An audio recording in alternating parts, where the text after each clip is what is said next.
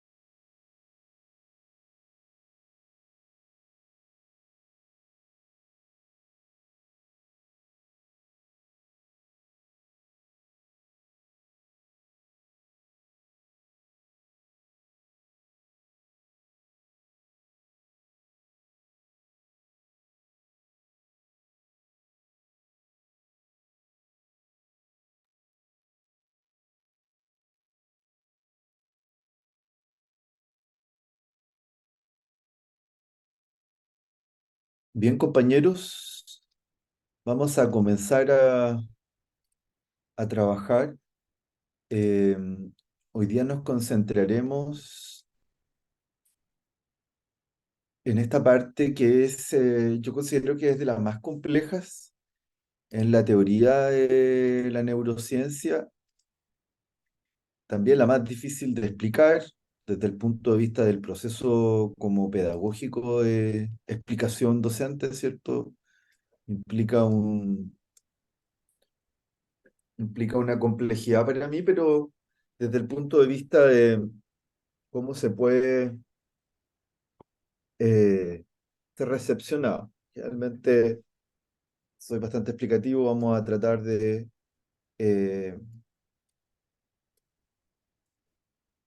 de hacerlo fácil. Muy bien.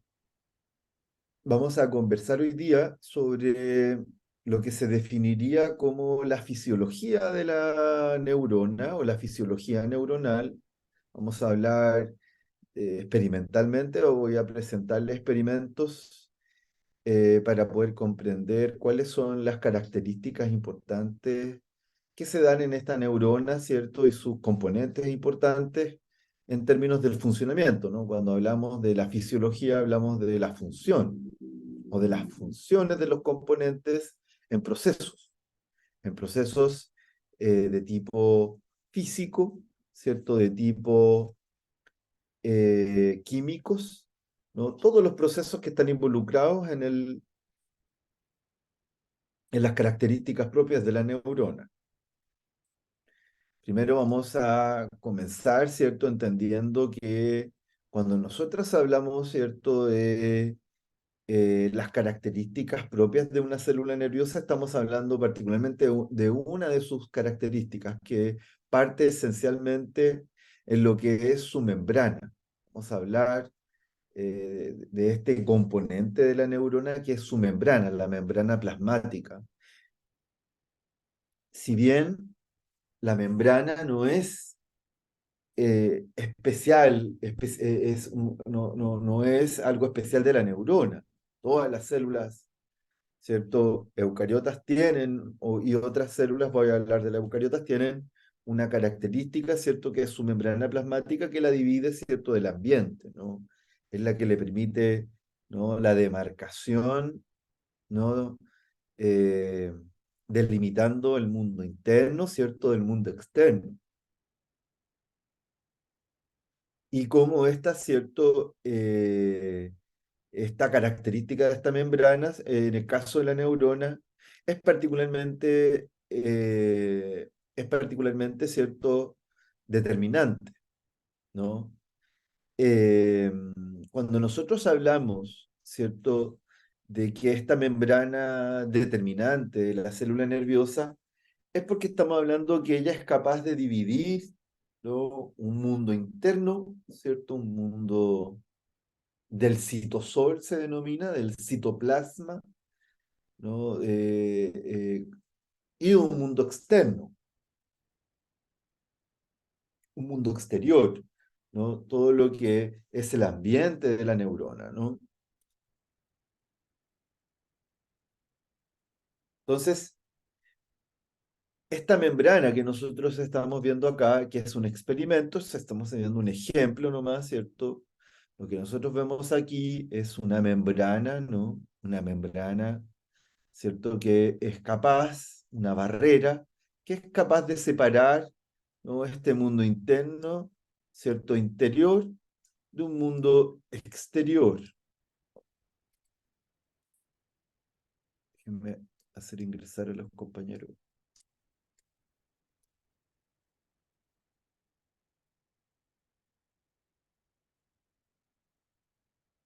Así como las chaquetas, ¿cierto? Que son permeables, impermeables, uno se pone no sé, los que están en el sur, ¿cierto? Si andan con un chaleco de lana, evidentemente eso es permeable, va a entrar el agua, ¿cierto? Sin ningún tipo de obstáculo, ¿no? Sin embargo, la membrana plasmática de la célula nerviosa, en general de las células, es activamente semipermeable, ¿no? Es impermeable a momentos para algunos tipos de componentes o partículas o materiales, ¿no?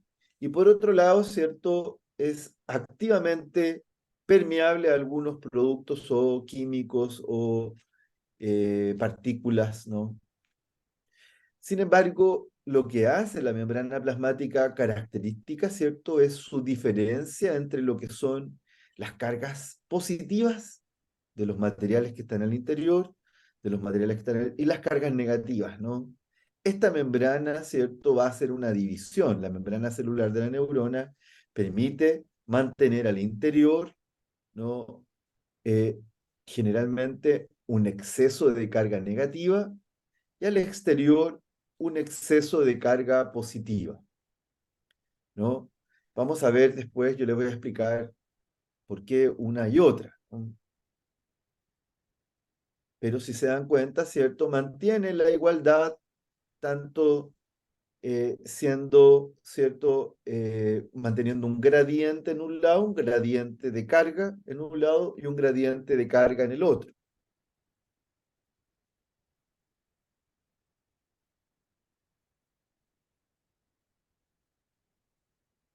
Para eso yo tengo que probárselos, Mm.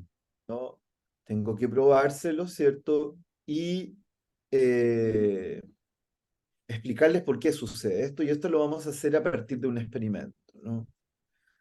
Vamos a utilizar una de las estructuras importantes dentro de esta capacidad eléctrica que tiene la membrana, ¿ya? Y vamos a utilizar este componente que es el axón. Vamos a trabajar para poder observar este axón con un axón específico. No es porque yo lo diga, sino porque en general se ha utilizado para poder conocer las propiedades eléctricas de la membrana plasmática de la célula nerviosa, que es el axón del calamar, porque el calamar, ¿cierto?, es un animal grande y tiene un axón muy gigante que permite, ¿no?, poder, ¿cierto?, utilizarlo como un objeto de experimentación o una característica, ¿cierto?, para su experimentación. Entonces nosotros vamos a tener en este experimento perdón, un lado A, ¿cierto?, un experimento A y un experimento B. El experimento B más bien es el registro, ¿no? Vamos a tener electrodos, microelectrodos, ¿no?, que van a ser insertos, son 5 microelectrodos que van a estar, ¿cierto?, tratando de registrar, ¿no?, la actividad eléctrica, ¿ya? Entonces, tenemos un electrodo en una posición A que está fuera del axón, ¿cierto?, lejos del axón, un electrodo B que también está lejos, menos lejos, un electrodo C que está solamente posado fuera de la membrana del axón, que no alcanza a insertarse, ¿cierto?, para poder registrar, ¿no?, el axón, y un electrodo D que sí está inserto, ¿no?, superficialmente, pero suficientemente introducido en el axón, y un electrodo E que está suficientemente inserto en el axón, ¿no?, que va a permitir ver el mundo interno del citosol de la neurona, ¿no? Entonces, esta neurona está tranquila, no hay ninguna actividad, solamente estamos poniendo el termómetro, por decirlo, ¿cierto?, para saber cuáles son las características de este, de este axón. Entonces, ahora nosotros vamos a pasar a la parte B, que es cuando nosotros estamos, ¿cierto?, registrando, ¿no? Vamos a registrar, ¿cierto? Y vamos a darnos cuenta que cuando nosotros vemos la posición, vemos que en el eje X, ¿cierto? En el eje X tenemos las posiciones A, B, C, D, ¿cierto?, de electrodo, y en el eje Y tenemos, ¿cierto?, los microvolts, o lo que va a permitir registrar el potencial eléctrico que queremos registrar con cada electrodo, ¿no? Entonces, si nosotros partimos desde lo que es el electrodo A, ¿no?, que está aquí encima, ¿cierto?, vamos a ver que este electrodo A presenta, ¿cierto?, y nosotros lo seguimos, ¿no? Seguimos el registro del electrodo A y nos damos cuenta que este electrodo que está midiendo aquí, ¿cierto?, tiene cero potencial eléctrico. No tiene un potencial eléctrico, está neutro porque está en el líquido extracelular en este caso, que es un agua salobre, un suelo fisiológico, para poder mantener vivo este axón, ¿no? Pero no tiene ningún tipo de gradiente, ¿cierto? Por lo tanto está en cero. Si nosotros vamos a B ahora, y lo seguimos, ¿cierto?, en el registro, observamos lo mismo, ¿no? Tiene un gradiente cero, tiene un potencial cero. Si vamos en C, ¿cierto?, que es la posición que está más cercana, pero que no está inserto, no toca el axón, está en la superficie, lo mismo. Pero ¿qué sucede con D, ¿no? ¿Cierto?, D presenta una característica particular, ¿no? Algo pasó, ¿no? D algo presenta, ¿no?, que es un gradiente específico. Hay un potencial de membrana, ¿no?, que está en reposo, no hay ninguna actividad eléctrica, solamente estamos viendo cuál es, ¿cierto?, este electrodo que penetra, ¿cierto?, y registra un potencial, que estamos hablando de un potencial de reposo, es decir, un potencial de actividad no pasiva, pero sí una sin actividad de menos 70 milivolts, es decir, el mundo interno del citosol, el citoplasma interno de la célula nerviosa, presenta, ¿cierto?, un registro de menos 70. Si vemos en E, ¿cierto?, que está más inserto, pasa lo mismo, no hay variación, ¿cierto? Hay menos 70. Es decir, al interior del citosol, al interior de la membrana plasmática, nosotros observamos que existe un potencial de reposo, un potencial de inactividad, ¿cierto?, celular, eléctrica, de menos 70 milivolts, ¿no? Es decir, se nos da que en promedio el potencial de reposo, ¿cierto?, es aproximado a los menos 70 milivolts, por lo tanto presenta una carga negativa, ¿no? Una carga menos, ¿cierto?, negativa, ¿no? Hasta acá estamos claros, ¿cierto? El potencial de reposo, que es similar, ¿cierto?, a este potencial de membrana, mantiene, ¿cierto?, cuando la membrana está inactiva, un interior con un exceso de carga negativa, ¿cierto? Pero como nosotros estábamos viéndolo solamente desde el punto de vista, ¿no?, solamente lo estamos desde el punto de vista del potencial de reposo, ¿no?, nos dábamos cuenta que este presentaba un potencial específicamente, ¿no?, de menos 70 milivolts. Bien, entonces ya sabemos que el mundo interno de la célula nerviosa presenta un potencial aproximado, ¿cierto?, de menos 70 milivolts. Ahora vamos a ver qué sucede, ¿cierto?, si nosotros generamos estímulos, ¿no? O incrementamos o reducimos el potencial o carga, ¿cierto? Eh, Negativa o positiva, ¿cierto? Respecto de lo que está dentro de lo que está afuera, ¿no? Vamos a tratar, ¿cierto? Siempre estimulando lo que es la membrana plasmática del axón de la célula nerviosa, el axón del calamar. Como yo le había contado, si no me equivoco, yo tuve la suerte de trabajar en el laboratorio, en el departamento de fisiología en la Universidad del Paraíso, donde está el centro de neurociencia más importante de Chile. Se entiende que pertenece, ¿cierto?, a la Universidad del Paraíso, pero que reúne varias otros los científicos más importantes en neurociencia, y este se dividía en tres pisos. Yo trabajaba en el piso intermedio, donde estaba lo que se llamaba la neurobiología conductual. Trabajábamos con protocolos de experimentación con animales, particularmente, ¿no?, modelando ciertas conductas. En el piso de arriba se trabajaba en biología molecular, particularmente la alteración genética. Se trabajaba con los ciclos circadianos de la mosca de la fruta, el cerebro del pez cebra, el zebrafish. Y en el piso de abajo se trabajaba lo que eran los electrofisiólogos. Y allí se encontraba un premio nacional de ciencias biológicas, que es Ramón Latorre, que es un señor de arte edad ya jubilado, y él fue uno de los precursores, uno de los próceres del inicio del trabajo de este tipo de experimentación con el axón del calamar. Y por eso, ¿cierto?, tenemos estos experimentos, ¿no? Porque él, ¿no?, y en el mundo, ¿no?, fueron los que trabajaron con la experimentación y conocer cómo funcionaba la membrana plasmática de este axón. Entonces ahora vamos a tener el siguiente experimento, ¿no? Vamos a tener el experimento propiamente tal, que está en A, y, ¿cierto?, dos tipos de variaciones, B y C, donde se van a ver los registros y los estímulos que se van a enviar. Entonces, en A nosotros tenemos primero, que ustedes ven acá a la izquierda, ¿cierto?, un electrodo, ¿no?, ¿cierto?, que va a producir una pulsación, y por eso tiene estas tres líneas, que va a producir un pulso eléctrico, un tren eléctrico. Va a ingresar un tren eléctrico, ¿no?, al axón. Y vamos a tener un electrodo de registro. Va a permitir, ¿cierto?, a lo mismo que en el experimento anterior, registrar, ¿cierto?, en un ordenador.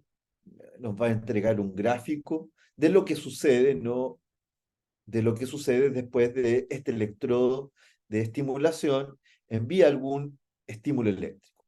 ¿Bien? Entonces veamos ahora. Vamos a estar en B, ¿cierto? Y vamos eh, a observar, ¿no?, lo que sucede en esto, ¿no? Vamos a estar en B, y lo que nosotros vamos a lanzar con con el electrodo de estimulación, van a ser denominados estímulos hiperpolarizadores. Vamos a aumentar el potencial de membrana de carga negativa a nivel del citosol. ¿Ah? Vamos a generar, ¿cierto?, trenes. Vamos a cargar negativamente la membrana plasmática de este axón. Vamos a enviar un tren inicial, ¿cierto?, que vamos a tener los milivolts en la izquierda, ¿cierto?, en el eje y en el eje X vamos a tener en milisegundos. Primero, ¿cierto?, de aproximadamente menos 5 milivolts, después de menos 10 milivolts, después de menos 15 milivolts, y después de menos 20 milivolts. ¿Ya? Vamos a mandar, ¿cierto?, 4 trenes, ¿no?, de hiperpolarización. Vamos a cargar negativamente. Y vamos a ver que en realidad lo que sucede en la respuesta del axón en este registro en naranjo, que lo que nosotros vamos a observar es que cuando nosotros estimulamos con estímulos, ¿cierto?, eléctricos de carga negativa, hiperpolarizamos la membrana. Con menos 5 vamos a tener un pequeño pestañeo de la membrana plasmática. Cuando hacemos de menos 10 un pestañeo un poco más, ¿cierto? Más notorio, siempre bajando porque estamos negativizando la membrana. Cuando está en -15, ¿cierto? Más grande, y cuando está en ¿cierto? 20, más grande, ¿cierto? El pestañeo. Sin embargo, el tren lo que produce, ¿cierto? Es más bien una hiperpolarización. Eso es lo que marca el electrodo que insertamos, ¿cierto? Cuando enviamos los estímulos hiperpolarizadores, vemos que mantienen la carga, ¿cierto? O aumenta la carga negativa, pero el pestañeo, ¿cierto? Es incremental, pero no hace variar o no hay ninguna respuesta, ¿cierto? Científicamente llamativa, ¿no? En el fondo cargamos negativamente y se mantiene la carga negativa, se aumenta por un momento y se devuelve. No pasa nada más, ¿no? Se envía y se devuelve, ¿cierto? Cuando se quita el estímulo hiperpolarizador. Pero ¿qué pasa ahora si nosotros hacemos una variación a esto?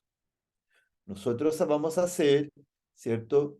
Eh, una variación. Vamos a enviar estímulos despolarizadores. ¿Mm? Vamos a enviar estímulos de tipo despolarizador, es decir, estímulos que provienen, ¿cierto? Eléctricos que presentan una carga positiva. Vamos a aumentar la carga positiva. Partimos en cero, ¿cierto? Y partimos con aproximadamente, ¿cierto? 5 milivolts. Pasamos, ¿cierto? Entre 10 y 15 milivolts, ¿no?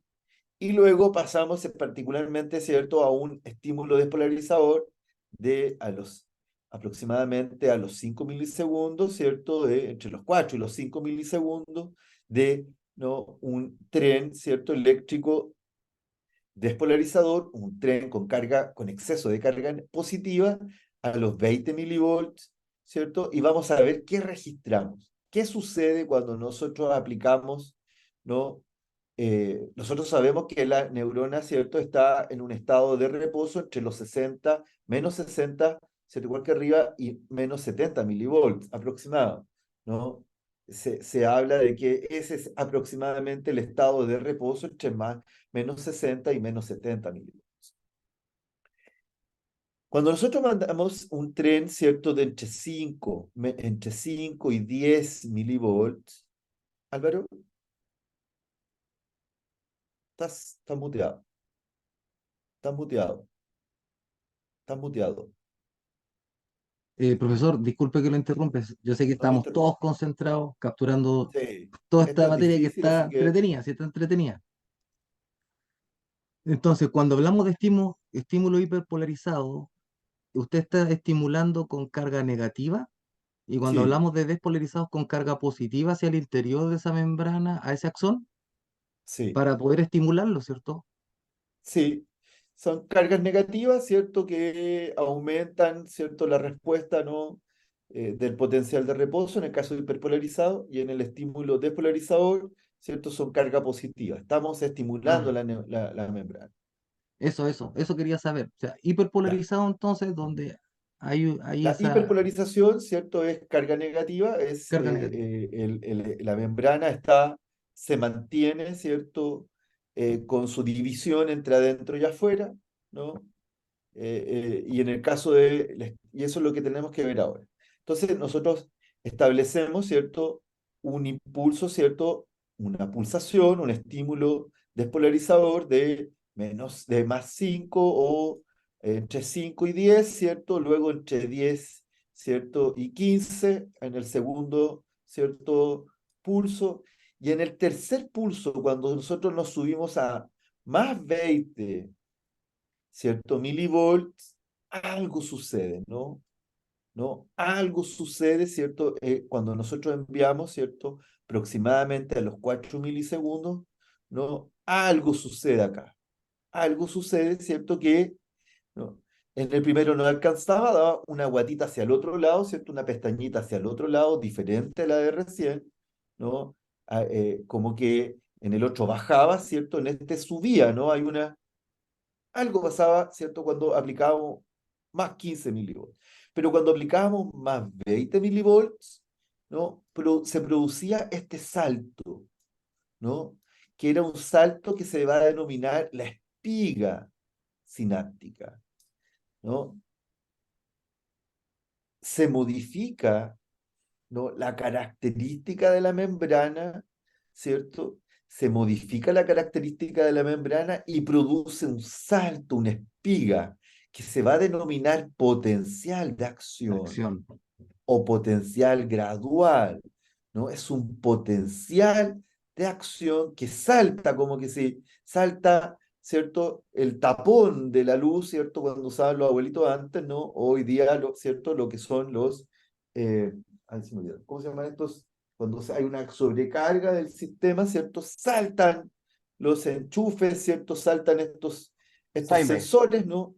Y se produce el salto cuántico, ¿cierto? Cuantitativamente, ¿no? Hay un aumento en la eh, característica potencial. Vean que estaba en reposo entre 60, -60, -70, pero cuando, ¿cierto?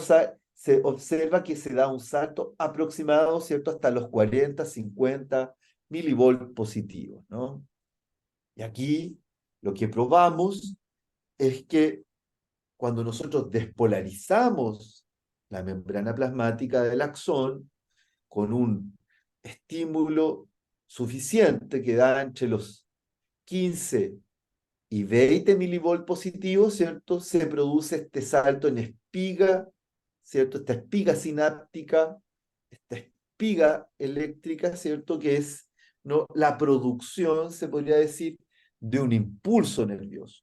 La despolarización, que es la reducción del potencial de membrana, porque se transforma de negativo, ¿cierto?, a positivo, Positivo. ¿cierto? Se genera un salto cuántico, ¿no? Un salto cuantitativo, en el sentido de eléctrico, y cualitativo, porque algo va a pasar con esta membrana. Todavía no lo sabemos. Hasta aquí llegamos en este experimento, ¿no?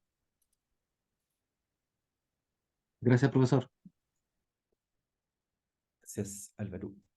Fusibles, dice Angélica. Muchas gracias, Angélica Melita.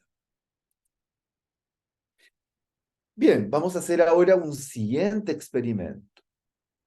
Ahora nosotros vamos a vamos a seguir trabajando con los estímulos despolarizadores, ¿cierto? Vamos a incrementar o vamos a, perdón, a reducir la carga eléctrica interna negativa, ¿cierto?, hacia positiva, ¿no? Solo que acá vamos a desarrollarlo en dos momentos, ¿cierto? Y vamos a seguir trabajando ahora con más 20 milivolts, ¿cierto? Y vamos a tratar, ¿no?, de subir, ¿no? Vamos a trabajar con más 20, ¿cierto? Pero ahora vamos a subir a aproximadamente 30 milivolts, ¿no? Y en un segundo momento, los 4 milisegundos, vamos a estar hasta los 60 milivolts, ¿cierto? Positivo, ¿no? En un tren, ¿cierto? Simétrico en tiempo, ¿no? Entonces nosotros vamos a dar nuestro primer tren antes del primer milisegundo, ¿cierto? Y nosotros de más 30 milivolts y vamos a ver lo mismo, ¿no? Se produce una especie de modificación eléctrica de la membrana, un salto, ¿no? Un saltito cuántico que al tocar, ¿cierto?, esta cantidad específica de tren eléctrico, permite que salte, ¿no?, esta espiga sináptica, ¿no? Sin control, ¿no? Y luego, ¿cierto? Si se fijan, ¿no?, más 60, ¿no? Y baja un poquito más, ¿no? Se hiperpolariza un poco, ¿no? No solo salta, ¿cierto? Sino que baja a menos 70 milivolts, menos 75, ¿cierto? Aproximadamente, se hiperpolariza, baja más, se carga negativamente, ¿no? Pero luego, ¿cierto? Enviamos a los 4 milisegundos y nuevamente, ¿cierto? Ahora con una carga de más 60 milivolts, es decir, cambiamos de más 30 a más 60, en la anterior era más 20, y nos dimos cuenta, menos 15 no funciona, o sea, más 15 no funcionaba, más 10 milivolts tampoco, más 5 tampoco, era entre más 20 más 30 y ahora más 60 funciona, Pero ¿qué pasa con más 60? La espiga, ¿cierto? Viene siendo, ¿cierto? La espiga viene siendo la misma, está a la misma altura. Y nuevamente, ¿no? Se baja y se hiperpolariza posteriormente.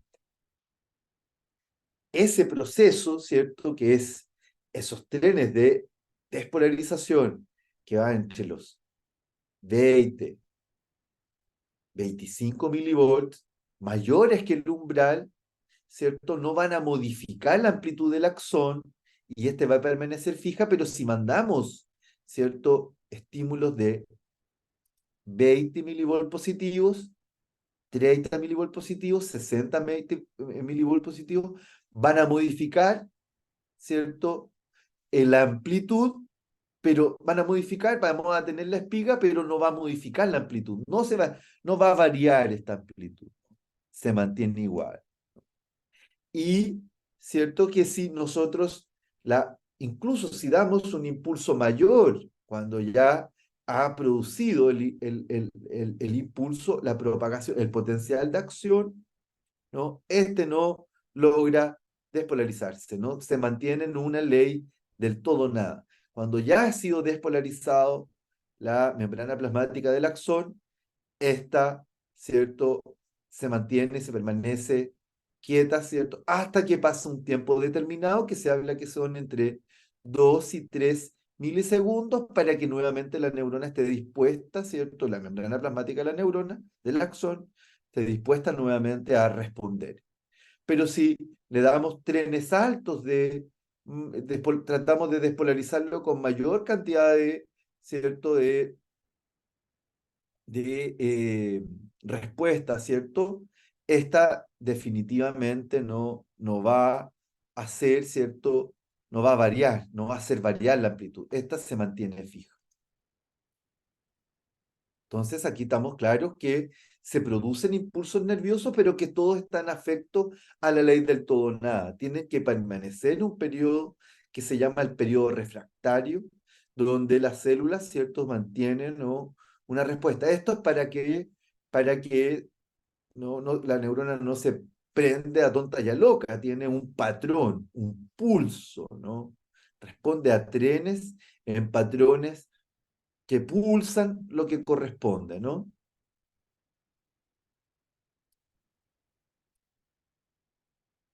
Ahora vamos a variar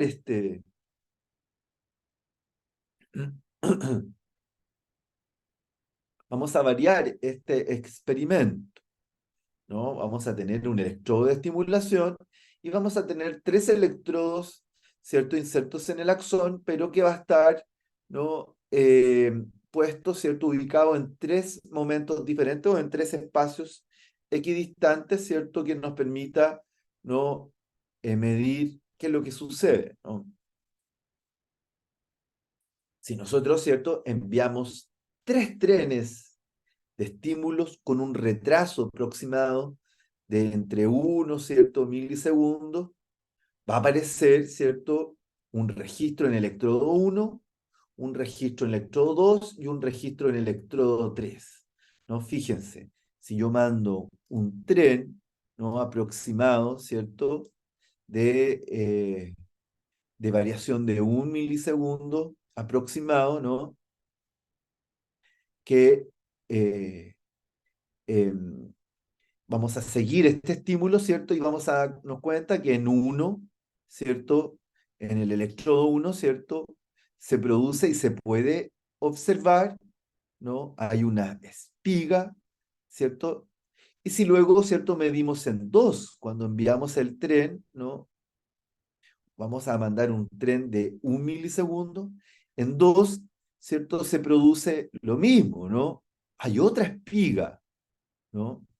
Fíjense que hay aproximadamente, ¿no?, una variación desde que está despolarizada, ¿cierto?, de 1 milisegundo, y si luego medimos en 3, ¿cierto?, ¿no? Fíjense, hay otra espiga, ¿no? ¿Qué es lo que nos muestra esto? Que si nosotros enviamos un tren de estímulo, ¿cierto?, y que nosotros queremos medirlo, vamos a ver que éste se comienza a mover dependiendo de una tasa, ¿cierto?, de variación que va a mostrarnos la propagación del impulso nervioso. El impulso nervioso se mueve, ¿no?, en una cadena dentro del axón, ¿no? Se propaga eléctricamente a partir de un tren de estímulo, se propaga, ¿cierto?, la membrana plasmática, propaga la pulsación, propaga lo que va a ser, ¿cierto?, el potencial de acción, ¿no? Eso es lo que nos muestra este experimento. ¿Y por qué yo le muestro, cierto, este GIF que comienza, ¿no?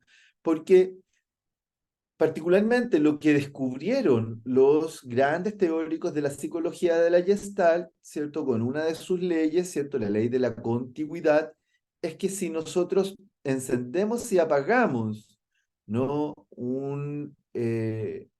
estímulos continuos, ¿cierto?, que parecieran estar unidos, parecen que se estuvieran moviendo.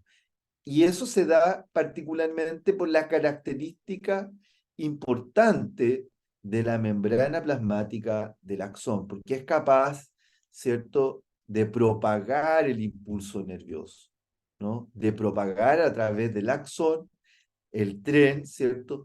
Ya asumida, ¿cierto?, un cambio en la polaridad, ¿cierto?, que se ve en uno, ¿no? Ya va a pasar lo mismo en dos, lo mismo en tres, y así consecutivamente se propagará el impulso nervioso.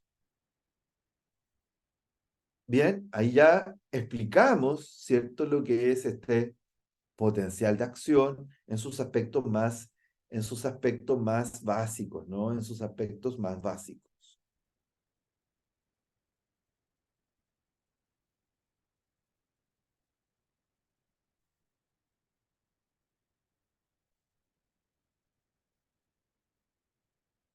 Entonces, también hay que entender, y para poder comprender la fisiología de la membrana, la fisiología neuronal, es que nosotros ya hemos hablado, ¿cierto?, de una de los denominados, ¿cierto?, glías, que es los oligodendrocitos y los células de Schwann, ¿cierto? Oligodendrocitos, ¿no?, que envuelven, y células de Schwann que envuelven el axón de la neurona, uno en el sistema nervioso periférico y otro en el sistema nervioso central, ¿no?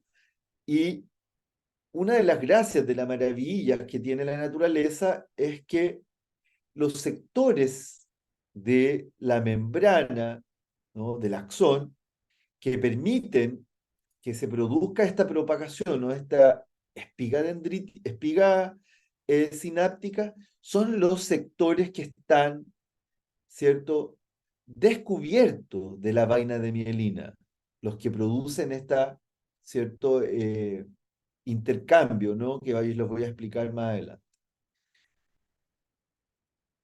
Se produce el intercambio, ¿no?, donde se va a dar, ¿no?, la espiga sináptica, que va a producir la propagación del impulso, y cuando pasa por la vaina mielina se da lo que se denomina, ¿cierto?, la conducción saltatoria, ¿no? Esto tiene dos grandes explicaciones. Una, ¿cierto? No se da tan larga la saltatoria, es así, ¿cierto? Hasta que nuevamente cambia y, ¿cierto?, salta nuevamente hasta que cambia aquí, ¿no? Es porque, le insisto, porque las neuronas no se despolarizan o hiperpolarizan de manera a tontas y a locas, sino que se dan para darle, ¿no?, un patrón de respuesta. Porque las neuronas, ¿cierto?, como ya vimos al inicio de esta unidad, tienen que decodificar la realidad externa a partir de los sentidos, ¿cierto? Y tienen que transformarlo en un patrón comunicativo. Si la sinapsis es un patrón, es una conversación neuronal, es una conversación. Y esta conversación no es, ¿cierto?, como una conversación eh, desordenada, es una conversación ultraordenada, tiene una organización. Y esta organización es el patrón de respuesta. Gran parte de los trabajos que existen hoy día en inteligencia artificial se da porque se descubrió esto, ¿no?, este patrón ordenado, ¿no?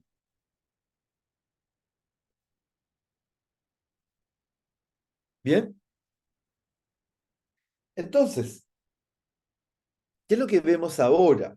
Lo que vamos a pasar, ¿cierto?, es a comprender. Ya vimos, ¿cierto?, que la célula nerviosa tiene una membrana que presenta un potencial de membrana, es decir, una división que divide un mundo interno de un mundo externo, ¿no? Un milieu interno, ¿cierto?, que es el citosol, citoplasma, y que tiene un gradiente que se entiende que es esencialmente de exceso de carga negativa, a diferencia de lo que pasa afuera, ¿cierto?, que tiene un exceso de carga positiva, ¿no?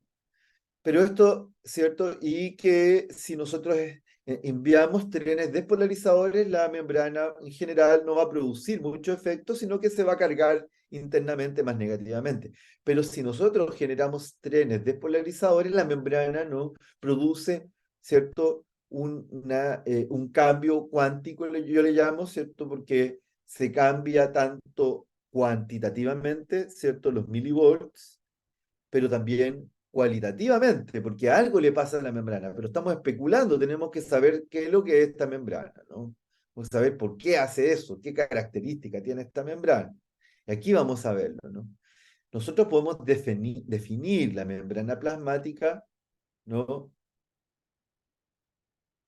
como una delgada membrana polar formada por dos capas de moléculas de lípidos, y estas membranas son láminas planas que forman una barrera continua alrededor de todas las células y sus estructuras. Bien, es una membrana polar, ¿cierto?, de dos capas de moléculas de lípidos. Es por eso que se le denomina bicapa lipídica.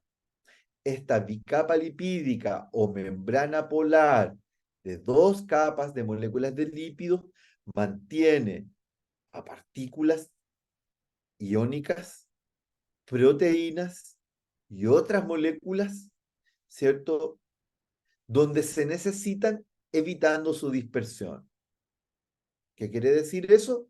Que la membrana permite mantener los organelos, todas las estructuras adentro, donde corresponden, sin que se deshaga, ¿no? Es decir, esta bicapa lipídica, esta membrana polar de dos capas de moléculas de lípido, se forma por unas características importantes, unos elementos importantes, que son fosfolípidos anfifílicos. Es decir, por un lado, ¿no?, lo que son, ¿cierto?, una cabecita que se va a denominar fosfatada hidrofílica, es decir, que siente amor por el agua, le gusta, ¿cierto?, conectarse con las partes húmedas, y una cola, ¿cierto?, que es hidrofóbica, ¿no? Una cola que es hidrofóbica, que repele al agua, ¿no? Odia el agua. Y que esta cola hidrofóbica, ¿cierto?, consiste, o ambas, ¿cierto?, consisten en una serie de cadenas de ácidos grasos. Por eso siempre se dice que es bueno consumir omega 3, ¿no?, y otras eh, em, vitaminas o lípidos, ¿cierto?, porque permiten mantener esta cadena de ácidos grasos, y que se altera cuando se producen, ¿cierto? Hoy día o el otro día ya parecer hubo una duda con algunos de los compañeros que tenían respecto de una de las alternativas, ¿cierto? Y que es particularmente esta idea de que los trastornos neurodegenerativos alteran particularmente la comunicación sináptica, ¿no? Evidentemente, los trastornos neurocognitivos, ¿no?, alteran la función, ¿no?, y la estructura, pero más bien alteran la comunicación, ¿cierto?, producto de que modifican, ¿cierto?, y se producen, ¿no?, las enfermedades se producen en la alteración de esta membrana, que deja de producir la comunicación neuronal. Efectivamente, estos fosfolípidos que tienen en su cabeza, ¿cierto?, eh, eh, eh, estos fosfolípidos que tienen en su cabeza, ¿cierto?, esta cabeza hidrofílica, ¿cierto?, alteran su superficie química, ¿no?, y sirven como señales, como anclas para otras moléculas, ¿cierto?, en otras membranas celulares. Aquí lo podemos ver, ¿no? Fíjense, ¿no? Esta es la membrana celular y nosotros vemos, ¿cierto?, una serie de estructuras. Por eso se mueve, ¿cierto?, en el GIF, ¿no? Porque es una membrana que es activa, se mantiene en movimiento y más encima permite que en su interior, ¿cierto?, en el interior de la membrana, esta doble capa, ¿cierto?, esta doble capa, ¿cierto?, delgada, ¿no?, de láminas planas, pueden ver ustedes que presentan una serie de moléculas, algunas son proteínas, algunos son carbohidratos, ¿no? Algunos son glicoproteínas, ¿no? Otros son proteínas de alfa hélice. Todos estos son lo que nosotros después les denominamos como canales iónicos, pero que en el fondo no más son estructuras, grandes moléculas, proteínas, glicolípidos, es decir, ciertas estructuras que permiten, ¿cierto?, mantener, ¿no? Y que van a ser después la vez de puentes, de canales que van a permitir el giro, ¿cierto? El ingreso y egreso de estos iones que hacen que lo que nosotros vimos recién, ¿cierto? Que se produzca la espiga sináptica, ¿no? Son estas canales proteicos que permiten, ¿cierto?, generar una serie de mecanismos, ¿no?, para producir esta sensibilidad que tiene esta membrana plasmática. ¿Bien?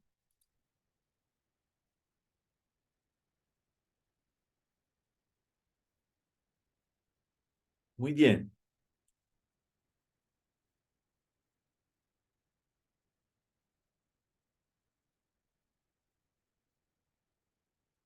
Se entiende, ¿cierto?, que la membrana celular, ¿no?, presenta, ¿no?, una división del mundo interno respecto del mundo externo, ¿cierto? El mundo interno del espacio intracelular, el citosol, ¿cierto? Y no el mundo exterior, que es el espacio extracelular. Nosotros sabemos que el mundo interno de la célula nerviosa está cargado negativamente. Sin embargo, presenta igual una elevada carga, ¿cierto?, o concentración de iones de potasio que presentan, ¿cierto?, un gradiente, se dice, ¿cierto?, una carga eléctrica positiva, ¿no? ¿Por qué esta paradoja, no? Particularmente porque el potasio es tan pequeño en términos de sus características como partícula que libremente va y vuelve, ¿no? ¿No? Dentro y fuera del el mundo interno y externo de la célula. Pero lo que tiene la célula internamente son proteínas denominadas aniones, ¿no? Como el cloro, el cloruro, que presenta, ¿cierto?, una gran carga, ¿cierto?, de tipo negativa, ¿no? Y esa es la que de alguna forma le da la característica al mundo interno de la célula, ¿no? Y el espacio extracelular presenta, ¿cierto?, una elevada concentración de cationes, sodio sobre todo, y de potasio también, ¿no? Pero, ¿cierto?, la membrana celular posee una serie de poros que permiten entrar y salir con relativa facilidad los iones de potasio, ¿cierto? Pero no es permeable a otros, o si es permeable es de manera, ¿cierto?, activa, ¿no? ¿Por qué sucede esto? ¿No? Esto que ya estamos en el área chica. ¿Por qué sucede que, eh,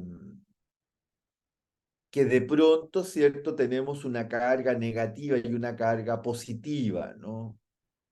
Es porque existen, ¿cierto?, estas grandes proteínas, ¿no?, y otras glicoproteínas, otros carbohidratos y otras estructuras que están insertas en la membrana, ¿no?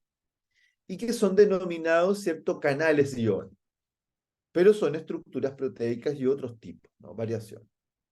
Estos canales iónicos se definen como proteínas de membrana formadoras de poros, ¿no? Que permiten que los iones pasen a través de este, ¿no? En forma de canal. Estos poros forman canales, ¿no? Y su función es establecer un potencial de membrana en reposo que el que les señalábamos, ¿no? Da forma a los potenciales de acción mediante la activación de un flujo de iones de manera controlada. Estos canales iónicos controlan el flujo de iones de adentro hacia afuera y de afuera hacia adentro, ¿cierto? Cuando la membrana se encuentra, la membrana plasmática se encuentra en un potencial o antes de un potencial de acción, es decir, en un reposo, existe un potencial de equilibrio del potasio.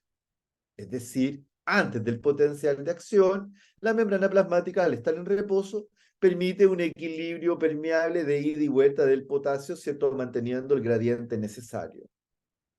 Pero cuando se da el potencial de acción, va a existir un potencial de equilibrio del sodio.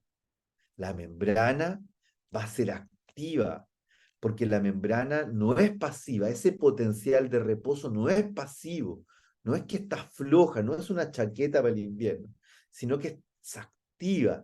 Y este potencial de equilibrio del sodio, ¿cierto? Activa el paso del sodio, ¿no? Del mundo exterior al mundo interior. ¿Qué produce este cambio de potencial de equilibrio del potasio al de sodio? Particularmente la reducción del potencial de reposo de la membrana, es decir, la carga positiva, que es la despolarización. Cuando se carga positivamente, producto de la estimulación de un neurotransmisor a la membrana plasmática, ¿no? Y vamos a verlo porque va a producir una despolarización que va a ser, ¿cierto? Va a permitir la permeabilidad al sodio, la apertura de sus canales y esta permeabilidad al sodio, que dura alrededor de 1 milisegundo, deja bloqueada la apertura expulsando todos los iones positivos de potasio, ¿cierto? Dejando, ¿cierto?, adentro cargado positivamente solo de sodio, ¿no? Dejando afuera, ¿no?, los iones de potasio, porque ya no va a ser permeable a este, ¿no? Entonces, estos canales iónicos, ¿cierto?, presentan, ¿no?, una sensibilidad tanto al sodio como al potasio, ¿cierto?, dentro de este proceso de equilibrio, ¿no?, para permitir que se produzca este flujo de iones, bloqueando la apertura, expulsando los iones de potasio en esta bomba sodio-potasio, ¿cierto?, permitiendo, ¿no?, la permeabilidad del sodio como unos cationes, ¿cierto?, positivos.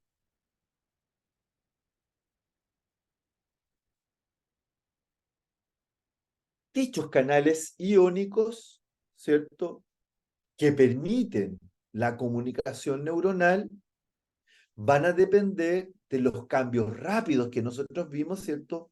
Esa espiga salta, ¿no?, del potencial eléctrico a través de la membrana plasmática de esta célula nerviosa.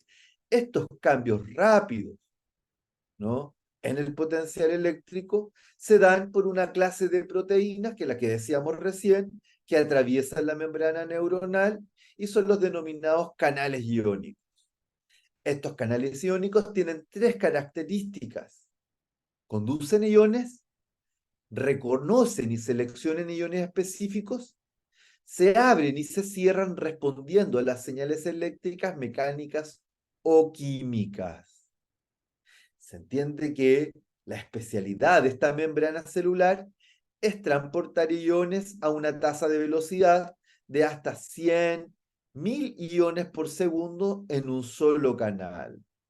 Estos canales iónicos controlan el paso de iones como el sodio, el potasio, el calcio, el cloro. Por lo tanto, ¿cierto?, dependen particularmente del gradiente, ¿cierto?, electroquímico que presenta cada ion en particular. Estos canales iónicos, ¿cierto?, en el esquema, ¿no?, se ven de esta manera, ¿no?, pero no son así, ¿no? Son de esta forma. Tienen una forma helicoidal, ¿no? Aquí lo vemos en este diagrama, vemos la cinta, ¿cierto?, de la bomba sodio-potasio, ¿no? Esta bomba sodio-potasio, que en realidad es una enzima, ¿no?, específicamente una proteína, ¿cierto?, de membrana que utiliza energía, ¿no?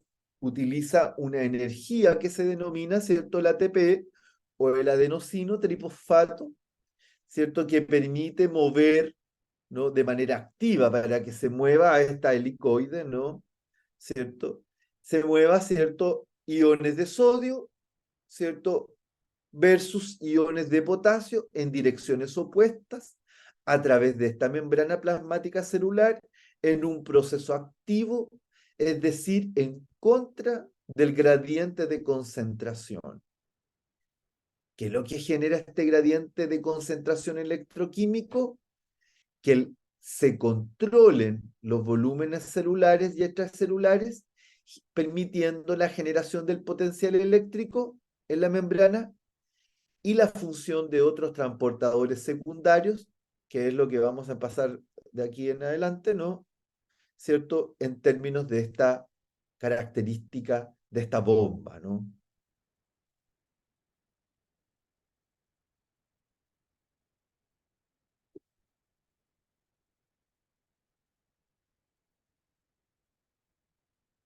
Entonces, esta bomba de sodio-potasio se produce en una serie de ciclos, ¿no?, o en etapas, ¿no?, que en el interior de la célula, la bomba de sodio-potasio se une a 3 iones de sodio, ¿cierto?, que son, ¿no?, estos iones de sodio. Cuando se une a estos iones de sodio, estimula, ¿cierto?, particularmente la actividad enzimática de la bomba, ¿no?, a partir de este adenosín trifosfato, libera esta molécula de adenosín difosfato, este fosfato, podemos decir, liberando, ¿cierto?, la energía, cambiando la forma de la bomba y expulsando los iones de sodio al exterior de la célula, generando, ¿cierto?, un intercambio. Cambia, ¿cierto?, eh, iones, ¿no?, internos de potasio y los manda afuera, ¿cierto?, para poder obtener, ¿cierto?, esta alteración, ¿no?, cuando ya se produjo, ¿cierto?, la espiga sináptica, ¿no?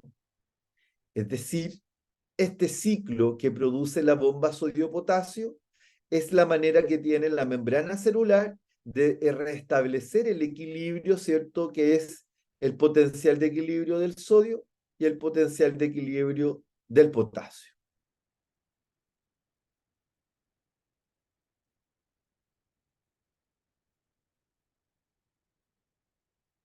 Bien, yo los dejaría hasta acá, ¿no? Abriría si hay dudas, si tienen comentarios. eh,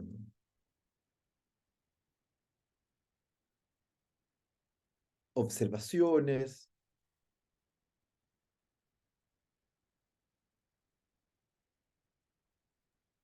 Profe, Dígame. solo para seguir comprendiendo el tema que usted está hablando de la materia, podríamos decir que esta bomba de sodio-potasio es la precursora a nivel de la membrana, ¿cierto? De esta despolarización e hiperpolarización que permite el potencial de acción. Claro, la, Ahora, particularmente lo que va a ser la, eh, particularmente va a ser la despolarización. La hiperpolarización, ¿cierto?, se da con otras bombas. La bomba sodio-potasio es la más conocida. Hay otras bombas, la bomba que hace la hiperpolarización, es la bomba de calcio, pero eso ya es un Ah, poquito más complejo. Hay varias bombas más que son, como les dije, son enzimas, son características estructurales de las proteínas que son sensibles, ¿cierto?, a la propagación del impulso nervioso producto de la estimulación, que es lo que vendríamos pasando después cuando hablemos de los tipos de canales iónicos. claro, entonces, membrana, o sea, bomba sodio-potasio, despolarización. Bomba sodio-potasio es la que va a producir, ¿cierto?, que el ciclo, ¿cierto?, se permita, ¿no?, eh, el equilibrio del sodio y el equilibrio del Y el potasio. potasio. Ya. Por esta homeostasis. Claro, Profesor, mire, quería muy patudamente preguntarle a usted si podía retroceder a la 54 de su diapositiva, que quedé con cincuenta y dudas con el cuatro canal auditivo. Sí, ya. que fue una duda que tuvimos mientras hacíamos Mayéstica con, con mi compañero, ¿cierto? No quedé muy claro. Esa. Ahí tenemos la estructura. Después bajamos un poco a la 58. Y aquí, en la función de la perilinfa y endolinfa, fue algo que yo no logré captar o entender de cuando vi su clase y por segunda vez la clase. Entonces, si me No, es que pudiese esta dar a parte entender lo esencial yo de lo la que usted nos quiere salto enseñar. porque es muy específica. Lo que nosotros tenemos, particularmente aquí, ¿no?, es que esto que nosotros vemos como dividido, ¿no?, acá, ¿Mm? ¿cierto?, es lo que va a formar el oído interno, ¿no? Sobre todo lo que se denomina como la cóclea. Tiene varias estructuras, ¿no? Las estructuras, sobre todo, ¿cierto? La perilinfa, que es un líquido, ¿cierto?, que está en el exterior, por eso es perilinfa, ¿cierto?, en la parte externa de la cóclea, y la endolinfa, que es la parte interna de la cóclea. Se entiende, ¿cierto?, que la ventana oval, que está acá y que es movida, ¿cierto?, por la serie de huesecillos, ¿cierto?, que a su vez amplifican, ¿no?, la información que proviene del aire, ¿cierto?, y que lo capta, ¿cierto?, la membrana timpánica, ¿cierto?, activa los huesecillos, ¿cierto?, y esta activa la ventana oval, ¿no?, que es como si nosotros, sí mismo, ¿no? Lo mismo, ¿cierto? Si yo apretara la botella, ¿cierto? Va a producirse ¿cierto? Un cambio en la estructura, se va a inflar, ¿no? Una parte más que otra. O un globo, ¿no? Si yo aprieto un globo, eso hace la ventana oval. Eso genera, ¿cierto?, el movimiento en forma Distensión. de onda, ¿no? Lo que permite, ¿cierto?, que la perilinfa, ¿cierto?, haga que cambie se dé esa onda, ¿cierto?, y produzca, ¿no?, en cadena, ¿no?, la serie de movimientos que van a tener, sobre todo, ¿cierto?, los cilios que son de este órgano que está acá adentro, ¿no?, que es lo que se llama el órgano de Corti, que es donde están estas células ciliadas, ¿no? Y dentro de estas células ciliadas, ¿cierto? O este movimiento de esas células ciliadas es lo que se denomina la endolinfa. Ambas participan en tareas diferentes dentro de la recepción auditiva. Algunas participan dentro de lo que tiene que ver con el equilibrio del cuerpo y otras tienen que ver con, ¿cierto?, el potencial de acción, de transformación o transducción de la información vibratoria, ¿cierto?, en información de potencial de acción nervioso. La perilinfa entonces es el equilibrio y la analinfa sería la inducción del potencial de acción. ¿O entendí mal? Podría, po- eh, es una parte más bien compleja, no te podría Ah, ya. asegurar así completamente, no, no, yo creo que eso es como meterse muy profundamente, ¿cierto? Lo que sí podríamos decir que son dos componentes diferentes, ¿no?, en Mm. términos de las funciones, pero ambas están, ¿cierto?, dentro de la recepción, ¿cierto?, de lo que va a ser esta, esta respuesta, ¿no?, auditiva. Perfecto, profesor. Entendí que ambas dos trabajan para el equilibrio como también para la función de la recepción de la A ver, traducción de la déjame ver si que información me y el potencial de dice. acción. Eso. Gracias, profesor. No sé, quedé pegado con esas diapos y tenía que preguntarle, profesor. Son líquidos extracelulares, ¿no? Que son similares al líquido cefalorraquídeo.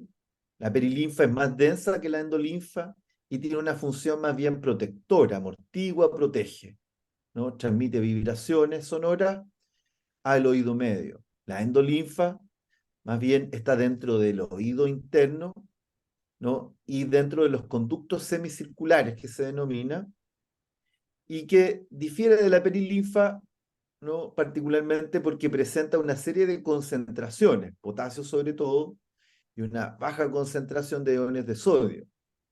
Y es, como te decía, esencial para la traducción de señales sonoras del proceso auditivo, ¿no? En cambio, la perilinfa tiene más bien, ¿cierto? Son otra forma de organización. Es tan específico esa pregunta como de la división entre una y otra que incluso hasta ChatGPT 4 no lo responde tan claramente. ¿Viste? No estoy tan mal yo, ¿ah? No, gracias, profesor. Sé En que broma, revisé esa amigo. diapo y me costó, o sea, No, sí pude está ver, pero bien. quedé pegado con Es que perilinfa y esto, endolinfa. Y su función nosotros tenemos fisiológica que que me la acaba de entender explicar que, usted. sí, tenemos que entender que esta es una dimensión. Acá hay, si uno se mete por debajo de cualquiera de estos temas, va a encontrar una serie de, ¿no? Yo por eso les transformo esta presentación en una guía para que ustedes, ¿cierto? En esa guía les permita tener este conocimiento, ¿cierto? Introductorio a las bases, ¿no? Neurocientíficas del comportamiento. Queridos compañeros, muchas gracias Álvaro porque lo haces más Gracias, profesor, por entretenido. toda la paciencia con las explicaciones. Y se agradece. No, es mi trabajo. Muchas gracias a ustedes por que descansen, compañeros. Bueno, ustedes tienen que seguir trabajando. Nos vemos, que les vaya bien. Nos vemos la Gracias, próxima profesor. semana. Gracias.